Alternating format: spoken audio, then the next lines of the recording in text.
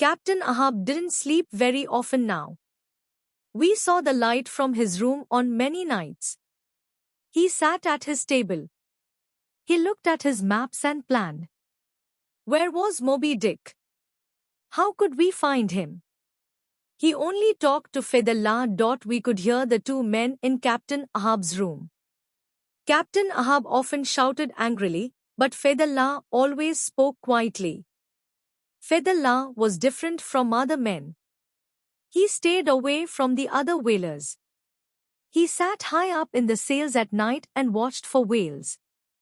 He slept in the day. Captain Ahab looked at his maps and planned. He looked at his maps and planned. Why does he watch for whales at night? We asked.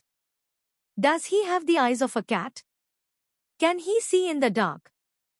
And why did Captain Ahab only listen to this man? Fedallah wasn't God. He can see the future, said some whalers. Could Fedallah really see the future? What did he see?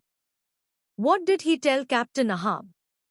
One night Starbuck found Captain Ahab asleep at his table, with the light on and his maps around him. Crazy old man, he said quietly. You sleep tonight, but your dreams are full of your white whale. You hate Moby Dick and you're taking me and our men with you. To what? Our deaths. That same night we heard Fedallah. The white whale, he shouted. I ran and woke the other men. We looked up and saw Fedallah at the top of the sails. He looked out at the ocean and showed us the whale. There, he shouted. Suddenly a huge shower of water went up. Then a second shower. We could see something white on the water. It was a white whale. Was it Captain Ahab's white whale? Now we understood. Fedallah watched at night because you could see a white whale at night. Captain Ahab was there. His face was as happy as a child's face on Christmas morning. Put the sails up. Faster, he shouted. The white whale sent 3 more showers of water high up into the sky. The water looked beautiful in the light of the stars.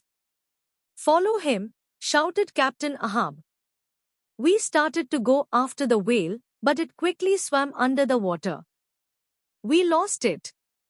Was that really Moby Dick? I asked Queequeg. Will we see him again? Queequeg cleaned his harpoon and looked at the ocean. He will come again, he said. And he did.